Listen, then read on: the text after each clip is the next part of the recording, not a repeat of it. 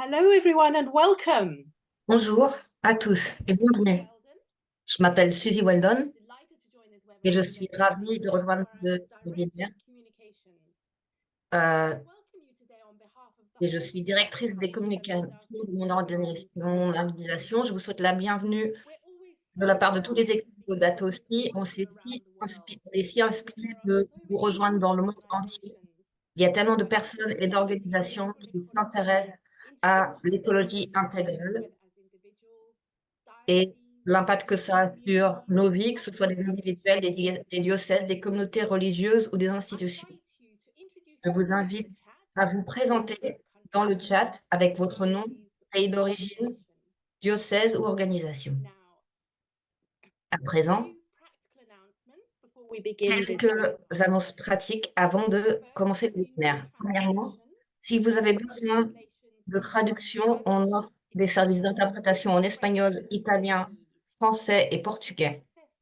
Vous pouvez accéder à ces services en cliquant sur le bouton, le globe, en bas de l'écran. Vous cliquez dessus et vous choisissez votre langue. Deuxièmement, le webinaire est enregistré et retranscrit en direct. Seulement nos intervenants désignés sont visibles. J'espère que vous allez préserver le lien YouTube pour le regarder à nouveau ou le partager. Si vous avez des questions, vous pouvez poser ces questions grâce à l'onglet questions-réponses. Vous pouvez aussi mettre des questions dans le chat régulier, mais elles pourraient s'y perdre. Il vaut mieux utiliser les questions-réponses pour cette fonction. Pour finir, merci de nous avoir aidés dans la construction de cette communauté mondiale. Et toute la participation est pertinente dans un esprit de respect et d'ouverture. Si vous voulez regarder nos consignes de conduite en ligne, vous pouvez les trouver dans le lien. Je aussi également maintenant Steven Salido, gérant des communications pour la plateforme d'action Laudato aussi, qui va mener une prière. Merci, Suzy. Tout le monde, prenez une bonne inspiration au nom du Père, du Fils, du Saint-Esprit. Menons-nous à la réflexion alors que nous allons lire cette prière établie par le Conseil de justice sociale catholique d'Australie. Dieu de justice et compagnie, dont la lumière brille dans nos yeux, dans les salons de pouvoir de notre nation, fortifie notre foi pour tous, pour la prospérité de cette terre. On prie pour votre esprit de générosité, pour remettre à défi l'avarice et la négligence, et avec grâce pour que l'on puisse atteindre les plus pauvres, les familles, les sans-abri, les dépossédés, les indigènes de nos territoires, afin d'accéder au changement inspiré par la doctrine et l'action humaine. On prie pour l'esprit de la vérité en plaçant nos choix économiques devant vous, réfléchissant au sujet de nos propres motifs, en essayant de vous donner pour garder, économiser et dépenser et investir, épargner de façon à honorer cet esprit. Nous prions à votre esprit d'amour féroce et de détermination en essayant d'assister et de donner du pouvoir aux plus vulnérables pour créer des emplois, des opportunités où il y a un vrai besoin et de construire une communauté inclusive qui permet au gouvernement et aux affaires de mettre en exergue une société où la justice et l'équité font foi. Puissions-nous être les instruments de votre compassion en répondant aux besoins des pauvres. Puissions-nous être les instruments de votre merci en donnant de la vérité à l'avarice et aux négligences. Puissions-nous être les instruments de votre esprit créatif en essayant de renouveler notre monde. Nous prions à travers le Christ et l'Esprit. Amen. Merci, Stephen. À présent, lorsqu'on confronte les défis doubles de l'inégalité économique et de la dégradation écologique, il est impératif que nos systèmes soient en ligne avec les principes de la durabilité et de la justice, plus en plus clairement. Au cours de ce webinaire, les enseignements sociaux de l'Église et l'économie écologique, nous allons regarder comment ces organisations peuvent informer et guider des modèles économiques qui sont équitables socialement et qui font sens du point de vue écologique. On va regarder l'intersection entre la foi et l'économie et découvrir comment travailler collectivement pour arriver à un monde plus durable et équitable. Aujourd'hui, il y aura 2 experts et professionnels dans le domaine qui vont partager leurs perspectives dans l'intégration de l'écologie intégrale. En intégrant les principes écologiques et les pratiques économiques inspirées par le catholicisme traditionnel. C'est mon honneur de présenter nos 2 intervenants, Dr Luigi Bruni de l'écologie Francisco et Catherine Devin de Faith Invest, qui remplace l'intervenant d'origine qui malheureusement ne pourra pas être présent.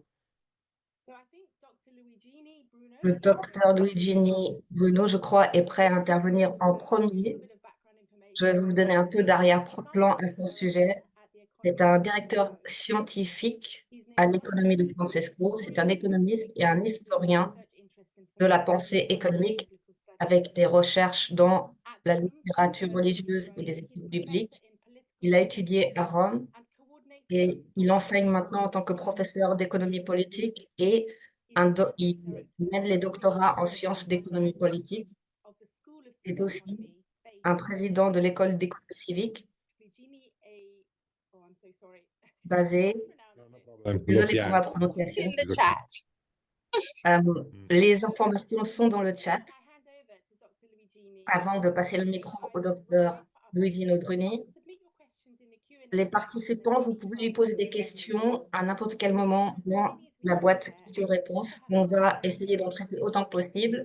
Il y aura une session à la fin pour vos questions adressées aux 2 intervenants d'aujourd'hui. D'abord, sa présentation. C'est à vous. Merci. Thank you. I ask the Merci. possibility to open the video because I'm J'aimerais not sure if pouvoir it's allowed. montrer, que vous puissiez activer une vidéo parce que je crois que moi, je ne peux pas d'où je suis. Okay. I hope you can see me. Sorry. J'espère qu'on me voit. Light is not perfect. Désolée, l'éclairage n'est pas parfait. Very much for this invitation. Merci pour cette invitation. And, to the Laudato Si movement, the Merci au mouvement Laudato Si organizers. I'm very et tous leurs organisateurs. Je suis très heureux de partager des idées avec vous you can follow et j'espère que vous allez suivre in tout cela facilement the webinar. au cours de ce webinaire. I will try to share Je vais essayer de partager une vidéo avec vous. Yes, can you see my video? Est-ce que vous voyez tout cela clairement? On voit très bien, merci. Okay. And just to see better. This is just few slides. Voici juste quelques diapositives pour aider à la présentation. C'est ma perspective économique concernant l'écologie intégrale, l'économie basée sur l'idée de capitaux et non seulement de flux de capitaux dans l'économie d'aujourd'hui. Ce que je veux dire par ça, c'est que avec l'économie politique du XVIe, XVIIe siècle, les sociétés avaient des stocks ou des capitaux qui viennent du latin caput, qui veut dire ce qui est principal. Et on a des réserves comme de l'or, des diamants et autre chose de valeur, ainsi que du territoire, on est riche. Sinon, on est pauvre. Mais en France, au milieu du XVIIIe siècle, ce paradigme s'est déplacé et il y a eu une école qui a défini une transformation dans le concept de vraie valeur et de flux du capital au revenu. Et cela a posé les bases de l'économie politique moderne.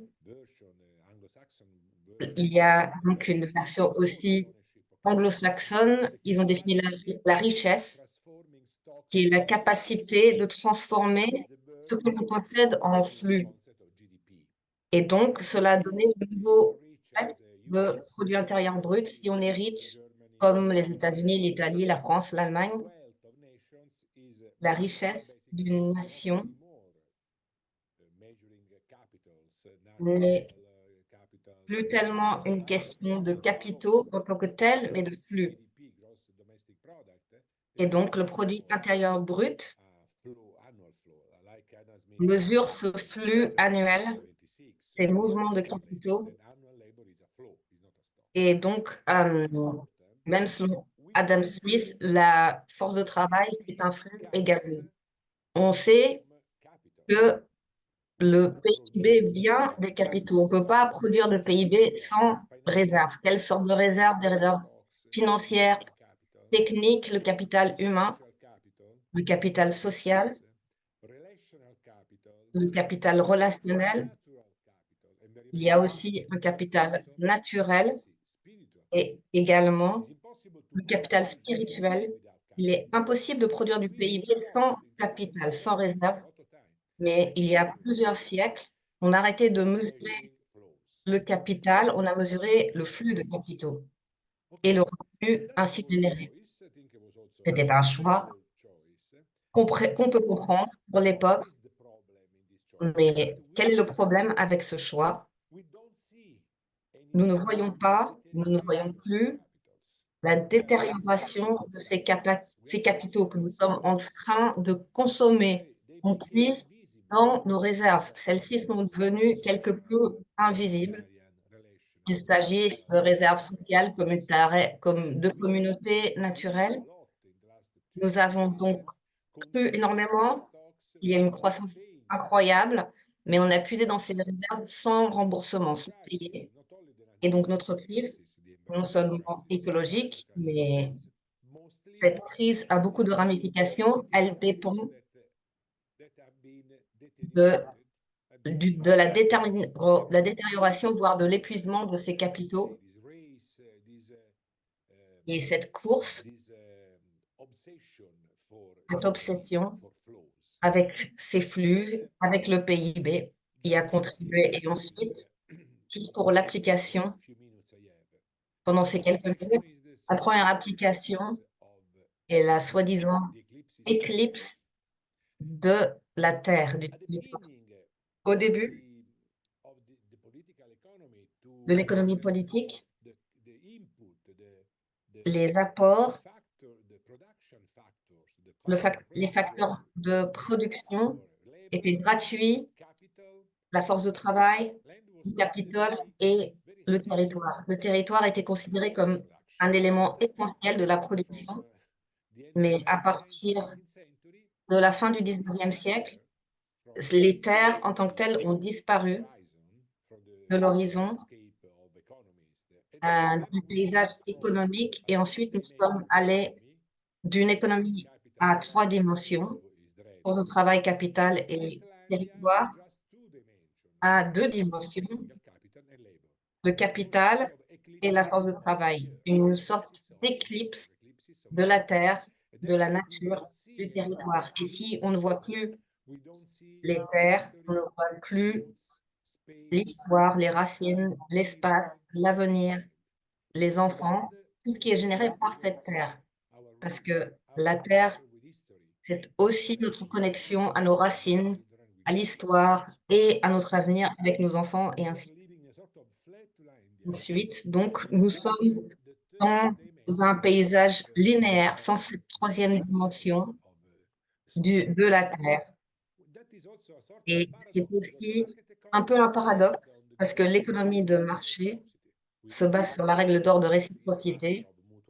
Le marché, c'est une question d'intérêt et d'avantage réciproque.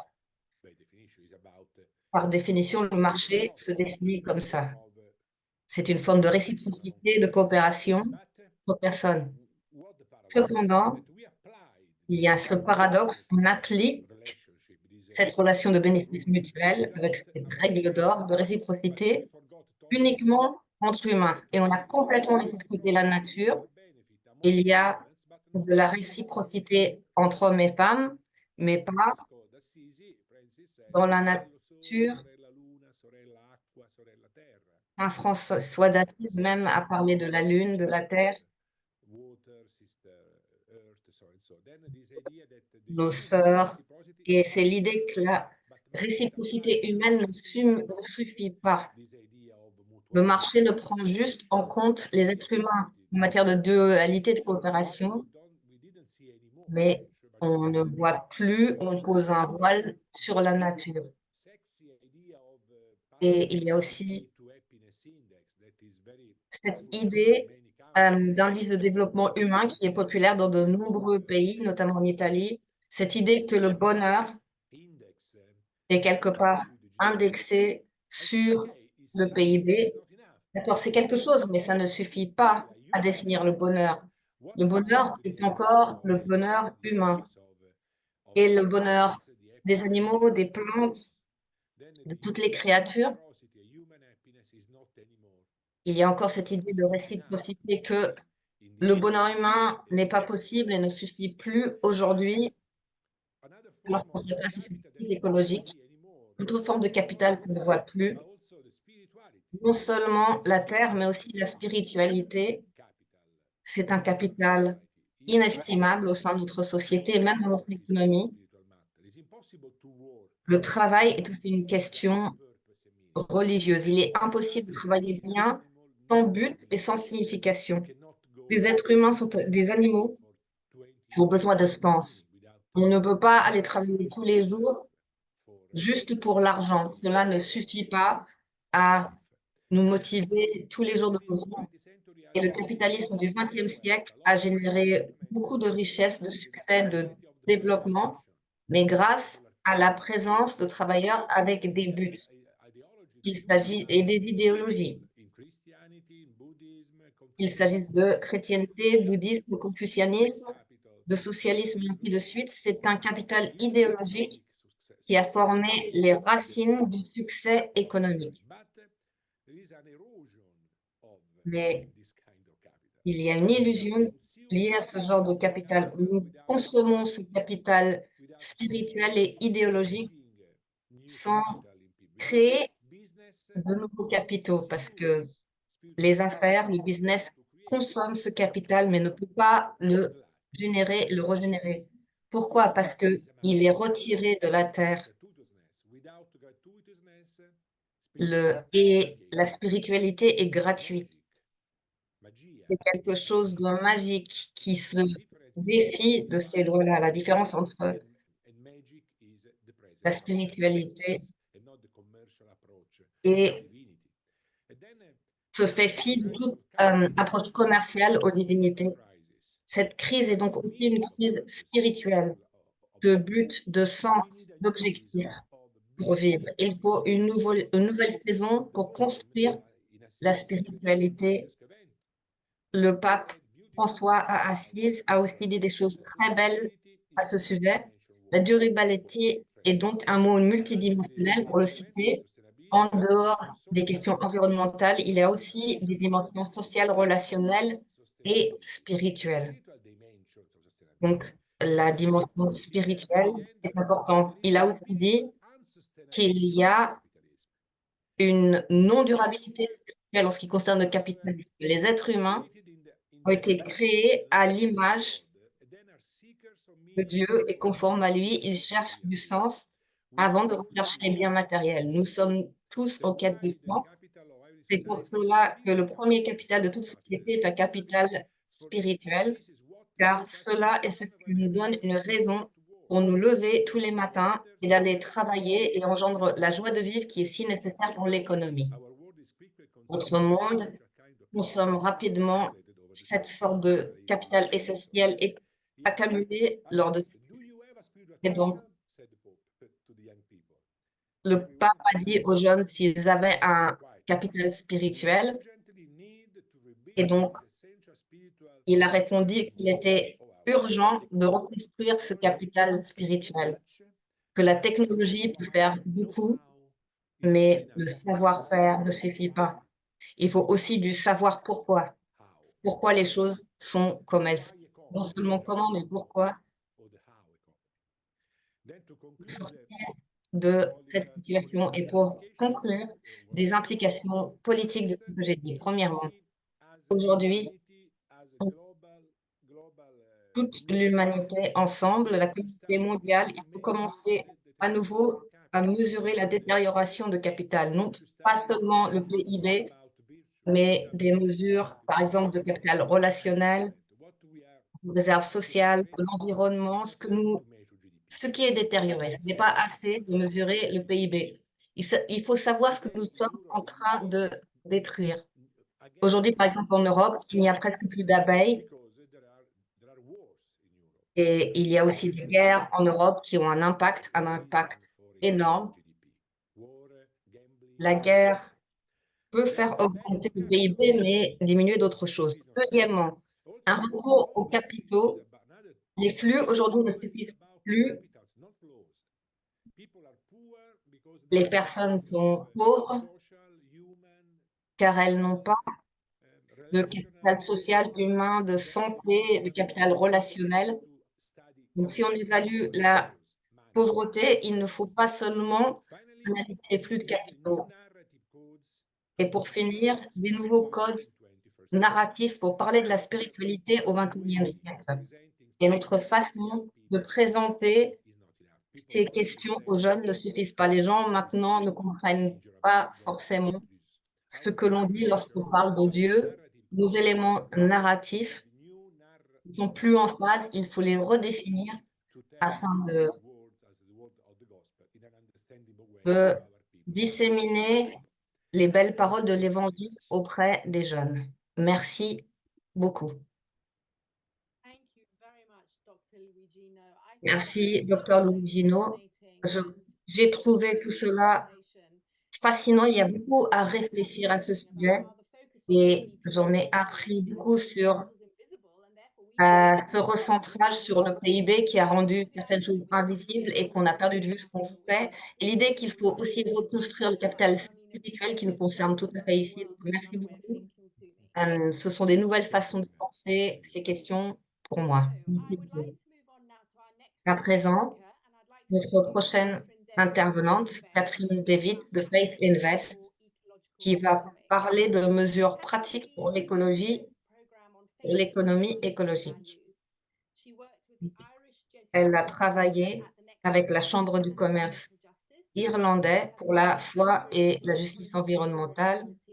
Elle a été formée en écologie, en spiritualité, ainsi que l'enseignement social et catholique.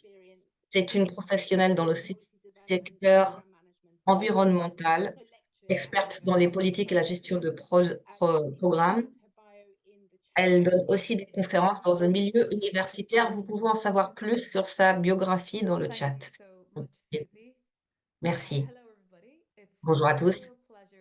C'est un vrai plaisir de vous rejoindre aujourd'hui pour parler pendant une dizaine de minutes dont des applications pratiques de l'économie écologique. Comme Sylvie l'a dit, je vous rejoins de la part de Faith Invest et je suis sûre qu'on s'est déjà rencontrés et on a travaillé avec beaucoup d'entre vous déjà dans le domaine d'investissement cohérent avec la foi.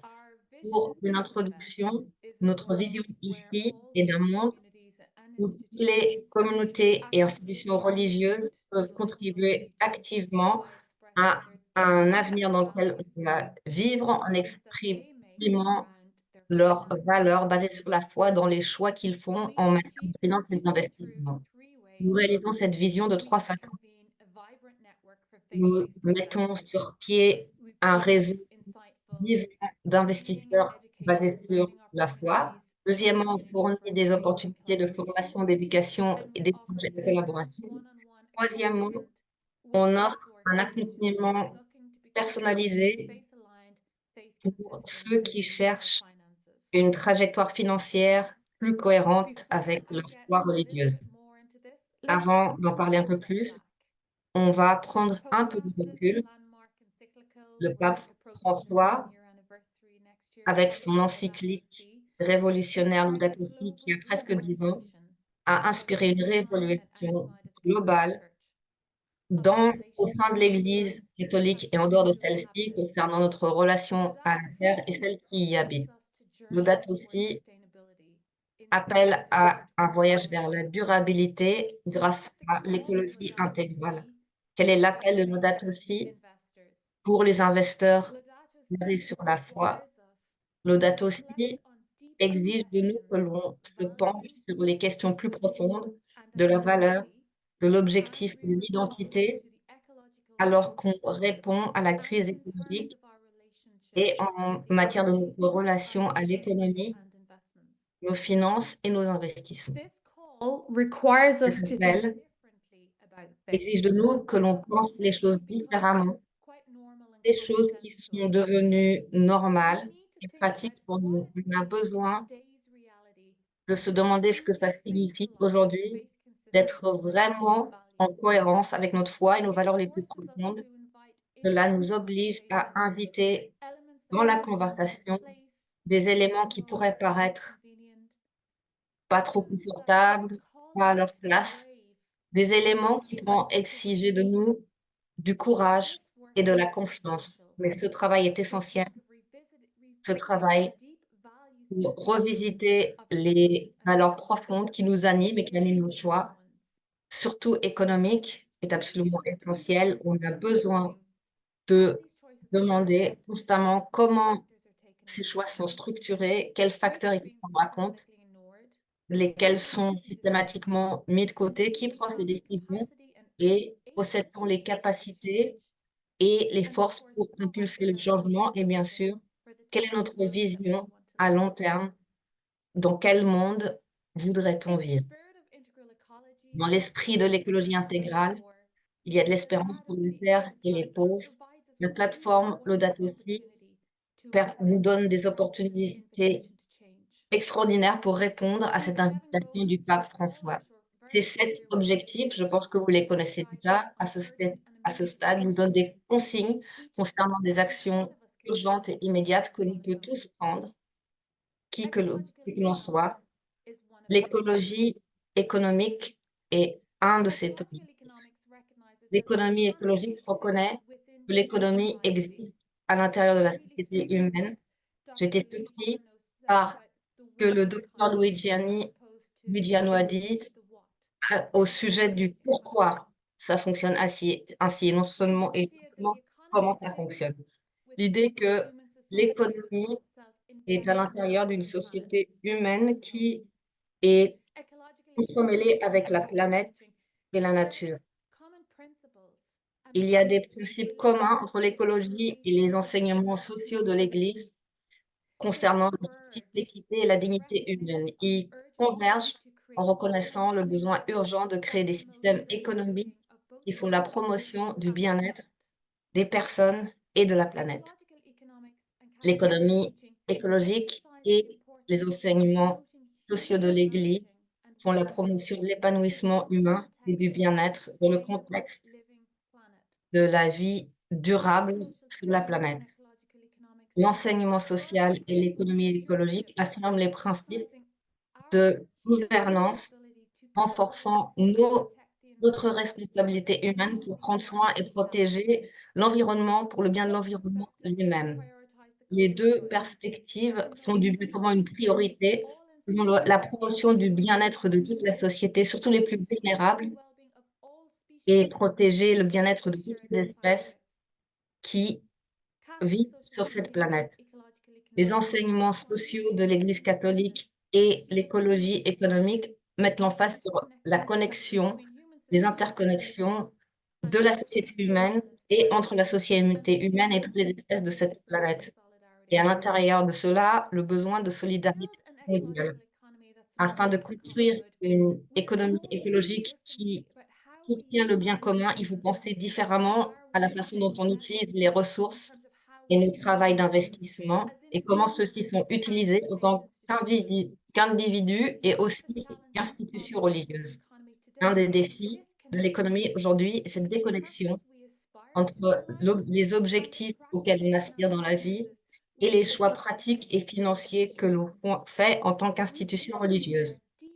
Réconnecter notre mission profonde ainsi que nos valeurs de foi qui sous-tendent ces missions aux décisions financières que l'on prend, ça c'est la clé d'un avenir durable. Cela veut dire qu'il faut tendre vers la cohérence, quelles que soient nos décisions et nos choix. Donc, quels éléments sont inclus dans les objectifs de l'économie écologique?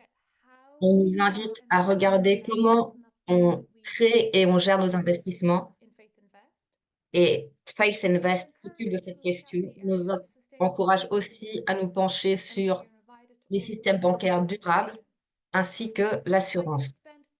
Je pourrais passer plusieurs webinaires en analysant chacun de ces 3 sujets, mais au lieu de cela, je vous encourage et je vous invite de regarder et d'explorer le pôle Living Laudato Si sur le site web Faith Invest.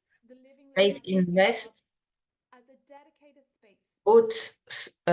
est l'hôte de ce pôle de ressources pour que les écoles, les diocèses, les congrégations, les individus, les communautés qui veulent implémenter l'économie écologique dans le cadre de leur effort pour que Laudato Si prenne vie, puissent aller sur ce pôle. Ce pôle vous fournit des cas d'études, des guides, des ressources concernant ces 3 aspects des objectifs de l'économie écologique. Comment nous formons et gérons les investissements, la banque durable et l'assurance. Mais bien sûr, il y a d'autres zones qui sont connectées à ce sujet en particulier.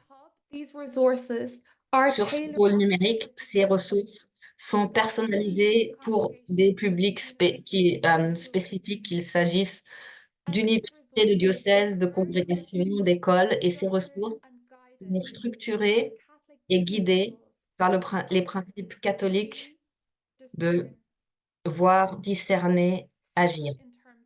Voir en matière de compréhension, comprendre la situation, comprendre ses complexités, comprendre les coûts associés, discerner.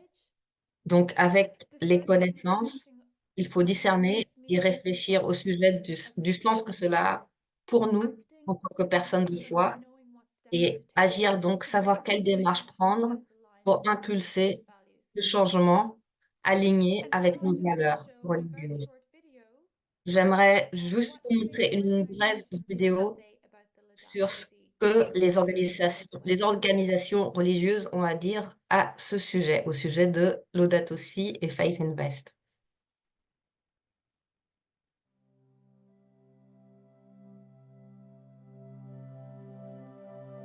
Les investissements en cohérence avec la foi. Le pôle Laudato Si est une nouvelle plateforme en ligne mise en place pour soutenir les organisations religieuses pour qu'ils atteignent leurs objectifs d'économie écologique. Elle fournit des ressources, des guides et des éléments de pensée pour aider les organisations religieuses quand elles considèrent comment mieux utiliser leur actifs pour le bien commun. Il y a des cas d'études qui établissent pourquoi les organisations religieuses regardent ces idées différemment. C'est important que notre travail d'investissement doive servir au bien commun aujourd'hui. Cela veut dire spécialement les investissements pour l'écologie, le climat, la biodiversité. Avec le changement climatique qui est un tel bouleversement et qui nous paralyse, nous avons choisi d'agir ainsi en conjonction avec nos partenaires et on espère que cela servira d'inspiration aux autres pour qu'ils puissent faire ce qu'ils peuvent. L'existence de Laudato Si nous aide à impulser ce genre de conversation avec nos partenaires. Le monde de l'investissement catholique doit considérer ces changements. Nous avons également encouragé tout le monde dans ce sens. Il est important d'investir dans l'énergie renouvelable et correspondent aux demandes. Petit à petit, nous pouvons aussi réduire le poids de l'industrie. C'est notre travail et notre responsabilité de prendre soin de Mère Nature. En faisant cela, on se protège nous-mêmes et les générations futures. Le gâteau aussi a aidé à nous donner une vue plus précise de la portée de nos investissements, de nos actions. Et avec les multicrises du monde aujourd'hui, il est tellement évident que si on ne réagit pas, on ne va pas y arriver. Avec le aussi, j'aimerais voir un plus grand réseau de mouvements religieux où on peut partager ses idées. Il y a, grâce à Laudato Si, plus de soutien pour les investisseurs religieux qu'avant. On n'a pas le temps d'avoir honte d'être à la traîne ou devant, il faut juste faire le travail et le faire aussi rapidement que possible, aussi bien. On se rend compte que c'est une mission, inaugurer un hôpital, ouvrir les pauvres, ouvrir une école, ces facteurs font aussi partie de nos missions de ministre. Sur le site web, nous sommes une organisation qui échappe au profit pour aider les personnes à investir en cohérence avec leurs valeurs. Rejoignez-nous sur ce voyage.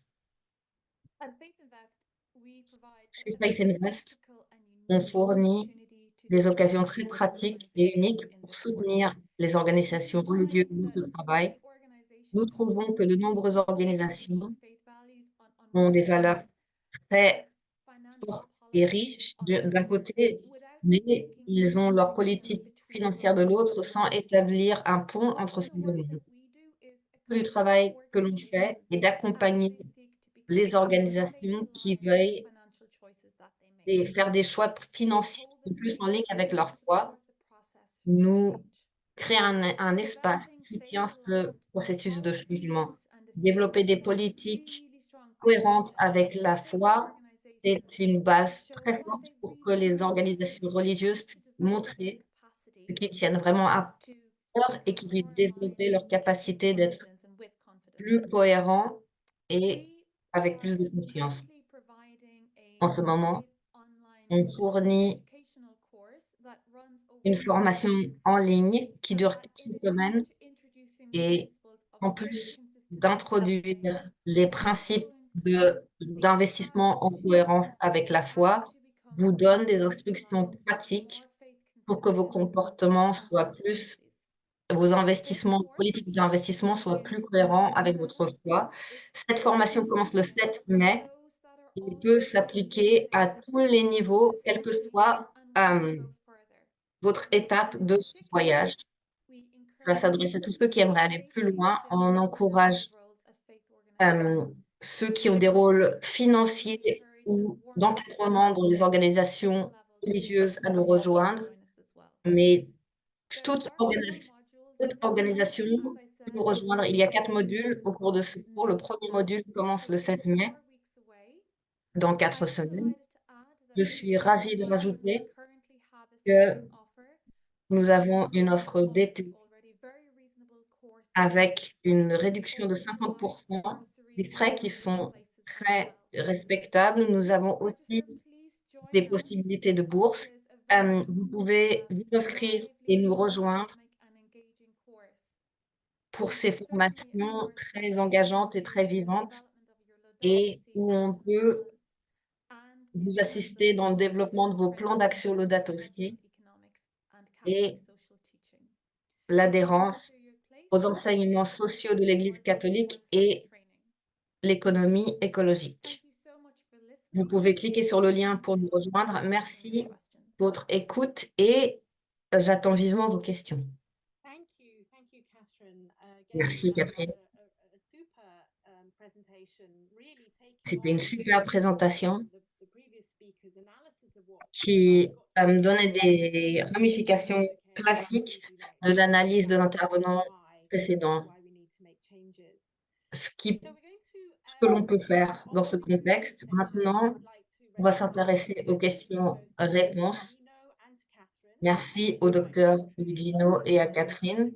Merci à vos éclaircissements qui vont aider les participants de notre plateforme d'action pour qu'ils mettent en œuvre leur plan Laudato Si. Continuez à nous envoyer vos questions. On va répondre à autant de questions que possible avec le temps qui nous reste. Catherine, pourriez-vous rallumer votre caméra? Voilà, et on va commencer à nous intéresser aux questions. D'abord, pour le docteur Luigino. Je ne vois pas de qui elle provient, mais la question. Merci beaucoup. Puis-je vous demander, en votre expérience, quel pourcentage d'économistes qui travaillent aujourd'hui, qui sont conscients de ce besoin de changement de paradigme capitaliste et dans quelle mesure peut-on considérer surtout les modèles d'économie occidentales pour qu'ils puissent inclure d'autres modèles économiques. Désolée, je suis en train de lire cela mot pour mot. J'aimerais en savoir plus concernant les codes narratifs concernant la spiritualité dont vous avez parlé. Donc la question pose, quel pourcentage d'économistes pensent aux choses comme vous y pensez avec ce changement de paradigme nécessaire et quels autres modèles peuvent être intéressants pour nous et est-ce que vous pouvez en dire un peu plus sur ces codes narratifs essentiels? Merci. Premièrement, le capitalisme, comme on peut le définir, c'est une expression un peu imprécise parce que ces codes sont moins clairs qu'au début du XXe siècle. On peut quand même dire qu'il est capitaliste. Ce système, donc, aujourd'hui, il est évident qu'il y a un échec du capitalisme, de ce paradigme, lorsqu'il concerne la crise du climat, la crise écologique est l'échec le plus évident de ce système. Aujourd'hui, on peut parler d'égalité, on peut analyser son augmentation, sa diminution. Il y a des concepts dans ce sens, des analyses de coûts, de bénéfices, d'accord. Mais lorsqu'on s'intéresse à l'écologie et l'environnement, on sait que l'approche capitaliste ne fonctionne pas.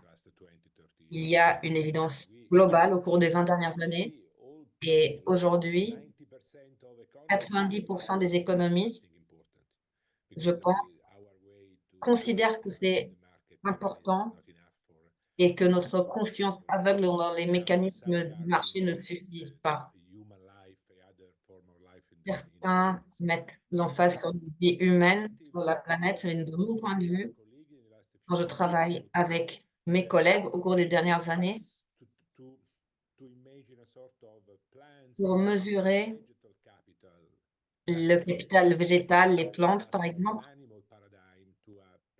que l'on aille d'un paradigme animalier à un paradigme qui prenne en compte les plantes, les arbres, parce que les plantes sont beaucoup plus durables, ce sont des éléments bien moins prédateurs que les animaux. L'économie est basée sur un paradigme qui met les animaux au centre. Et ce paradigme, donc, ne fonctionne plus et il faut inclure plus de vie végétale dans ce paradigme. La deuxième partie donc, de votre question concernant des nouveaux éléments narratifs, nous faisons face vraiment à des défis vraiment nouveaux,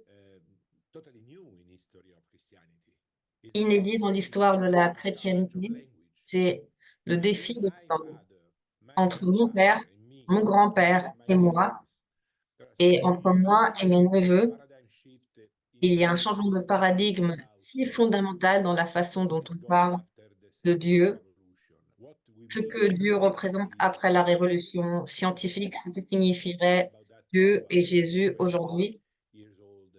quand on parle à un jeune de 20 ans, nos fils, nos filles, il faut vraiment raconter ces mêmes événements fondateurs de la chrétienté de façon différente. Parce qu'aujourd'hui, il y a si peu de gens qui peuvent comprendre la théologie, le catéchisme dont ça nous a été présenté. Dans 20, 30 ans,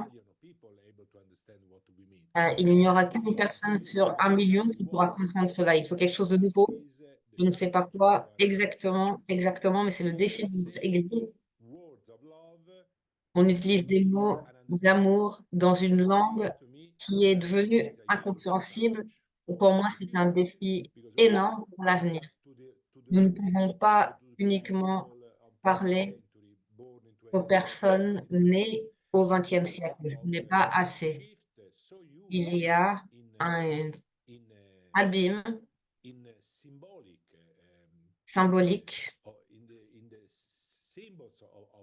et dans les symboles de notre époque, et il y a une espèce d'acculturation de la chrétienté dans l'ère postmoderne, et c'est quelque chose qui me fascine personnellement.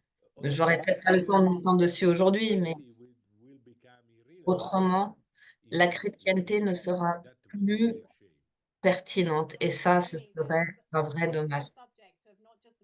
Merci. C'est le sujet pas seulement d'aujourd'hui, mais de toute une série de webinaires potentiellement. Donc, j'ai une question pour vous, Catherine. Rosie nous dit: «J'aimerais en savoir un peu plus». Ah non, non, Mario, pardon.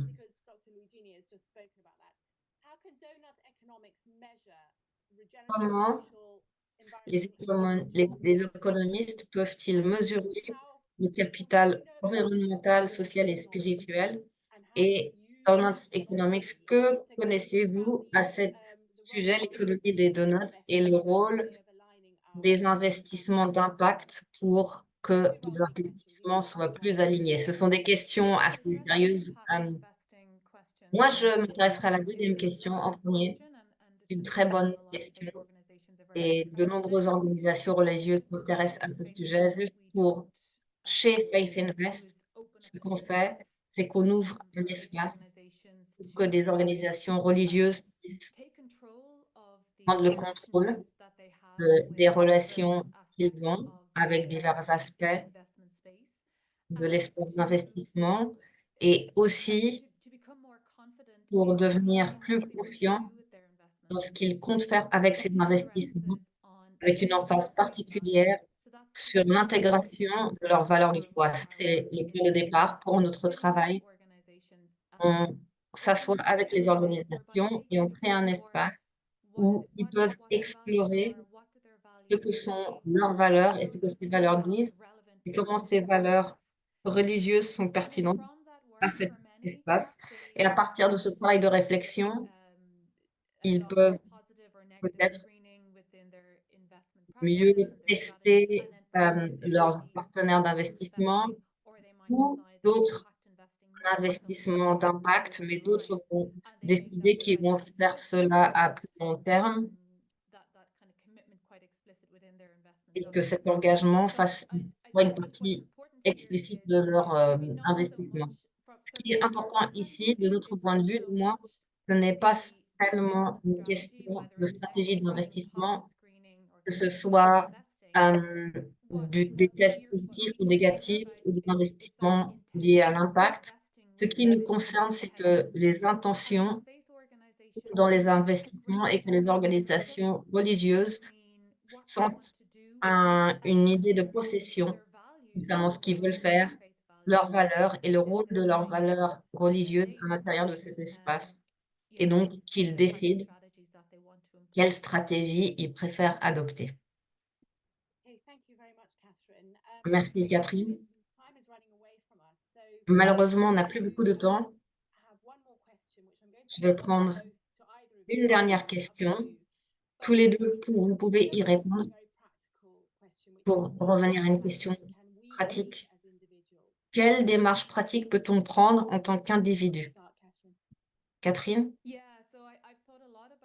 J'y ai pensé beaucoup cette semaine. Et c'est une très bonne question. On entend souvent qu'il faut réagir à la crise écologique et à ce sujet, on peut tous réfléchir à la façon dont on consomme, nos rôles dans l'économie circulaire, notre rôle en matière de finances. Je crois que la première chose, probablement, pour revenir à cette relation entre voir, discerner et agir, intégrer ces 3 principes à nos décisions financières et économiques, celles qu'on prend en tant qu'individu, et par ce biais, on aura un plus grand sens de contrôle et de propriété en ce qui concerne ces décisions, être plus clair concernant les implications et les coûts et nos rôles en tant que consommateurs et en tant que propriétaire d'actifs. Et je crois que voir, discerner et agir est quelque chose qu'on doit intégrer à nos relations économiques au quotidien. C'est un bon point de départ. En plus, il faut un beaucoup plus grand sens de propriété. On encourage cela auprès de beaucoup d'organisations religieuses avec Faith Invest pour qu'il y ait un plus grand sens de propriété concernant leurs investissements et leurs ressources financières. Et il faut entrer dans cet espace avec un plus grand sens de confiance. J'ai parlé de courage, c'est très important aussi. Il faut vraiment féliciter le docteur Luigi Ino à cette idée d'économie du pourquoi. J'adore ce concept. L'économie du pourquoi peut aussi se relier à cette idée de voir, discerner et agir. Merci, je crois que je vais devoir finir et conclure avec cette session parce que ce webinaire tire à sa fin. J'aimerais chaleureusement remercier Catherine et le docteur Louisiano pour leur présentation. Si vous avez été inspiré par ce que vous avez entendu aujourd'hui, vous pouvez vous inscrire pour une formation. C'est celle qui a été mentionnée par Catherine plus tôt. Je vais pas m'étendre dessus, mais cette formation a été développée parce qu'il y avait tellement d'organisations religieuses qui avaient besoin d'aide pour aligner leurs investissements sur leurs valeurs. Le monde économique est terrifiant pour la plupart d'entre nous et nous sommes ravis que les gens qui ont suivi cette formation disent aujourd'hui qu'ils sont beaucoup plus confiants, qu'il s'agisse d'eux-mêmes, de la façon dont ils voient ces questions et aussi leur travail avec leurs conseillers financiers pour qu'il y ait ce travail d'alignement. Donc, si cela vous intéresse, en tant que membre d'organisation religieuse, regardez notre site web et nos offres de formation. Et cela peut vous aider pour les prochaines étapes. J'aimerais également vous inviter, si vous voulez des informations de la part de la plateforme Laudato Si, vous pouvez, ou si vous voulez vous inscrire, visitez-nous, Laudato Si, actionplatform.org. J'imagine que beaucoup d'entre vous sont déjà membres. Vous pouvez maintenant mettre une partie de votre plan en ligne sur votre tableau de bord participant et mettre cela en ligne peut vous aider en tant qu'organisation et aider d'autres à créer leur propre plan d'action, Laudato Si, et assister d'autres participants à la plateforme lors de leur voyage. Aussi, si vous avez eu un événement récent ou un succès récent, vous pouvez nous écrire pour nous en parler.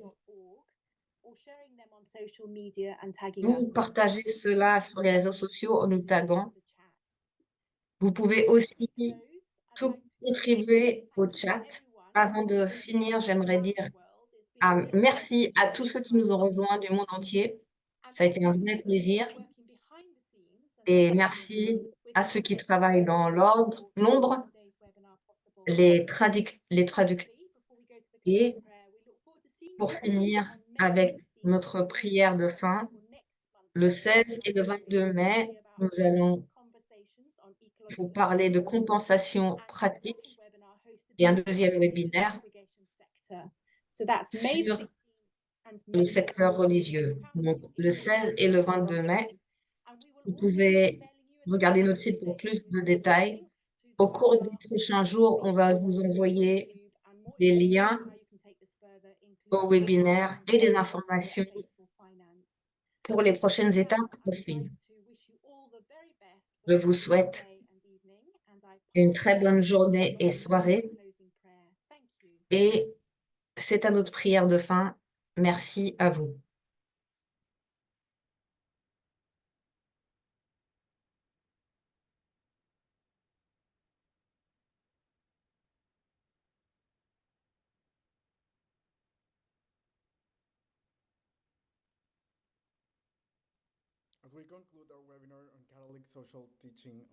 Pour conclure notre webinaire, on va prendre un moment